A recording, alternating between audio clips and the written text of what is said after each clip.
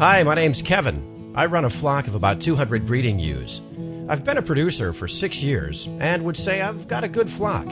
But recently, I've been getting a little concerned. Some of my mature ewes are coughing, losing weight, and breathing hard, even though their temperatures are normal and they're still eating. It's most noticeable when I'm moving the flock down the road to a different pasture. These ewes lag way behind. I've treated them for pneumonia, but they don't get better. They just continue to go downhill.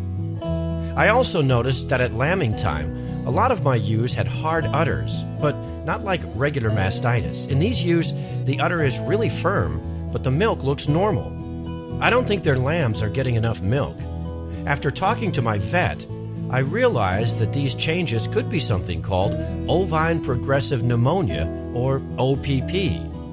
It's also called medivizna, which means labored breathing and wasting. That sounds a lot like what I'm seeing.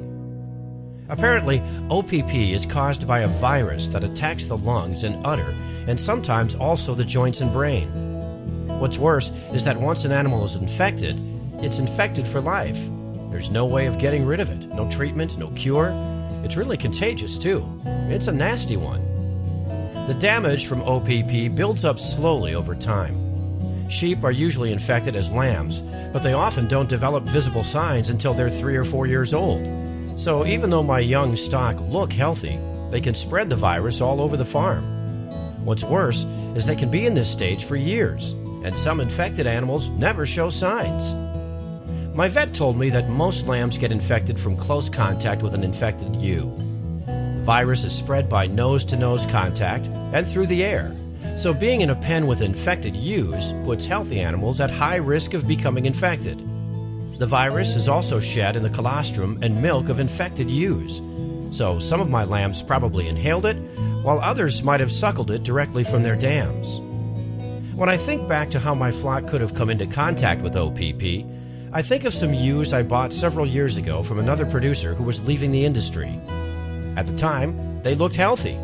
I didn't think about asking about OPP or testing for it myself. I'd never dealt with it before, and my focus was on expanding my flock. Once home, it wasn't long before they were pregnant. I moved them right into my lambing facilities where several other pregnant ewes were housed. It was a full house. At the time, I had no idea my new ewes were infected with OPP. They looked very healthy, and I didn't recognize any issues. But you know, everyone's living in the same environment here, so both my adult sheep and my newborn lambs could have gotten infected quite easily. My vet explained that eradication of OPP is possible if I was willing to stick to testing protocols. Usually, infected flocks have about 20 to 40% of the animals infected, but it can be higher. He explained to me that an infected adult ewe produces about 10% less milk and raises almost 5 kilograms less lamb to weaning than one that's healthy. So I couldn't afford not to eradicate this disease. We started by finding the infected ewes using a blood test on all sheep 6 months and older and removing the test positives from the flock to prevent further spread. It's basically a test and remove program. Since newly infected sheep can take a few months to test positive, we test every 6 months to check for any new positives.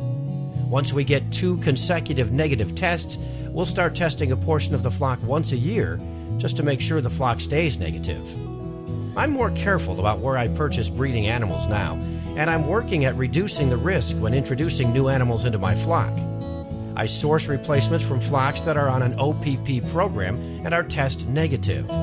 But if I can't find the right animals, I will follow the protocol my vet laid out. Isolate the new sheep at home until they have 2 negative tests for OPP, 8 to 12 weeks apart. I want my high-risk replacements completely separate from my low-risk flock until I know they're test negative. Until I'm sure that I have eradicated OPP from my flock, I also keep equipment used to handle infected animals separate from equipment used on my healthy animals. And my family and I handled sick animals last, so we can't transfer something over to our healthy ones.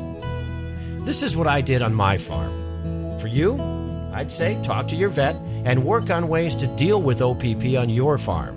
You'll see, stopping OPP in its tracks all starts with reducing the risk of introducing OPP, identifying sick animals, and preventing spread by removing them from your flock. Once you understand how it works, it's pretty straightforward.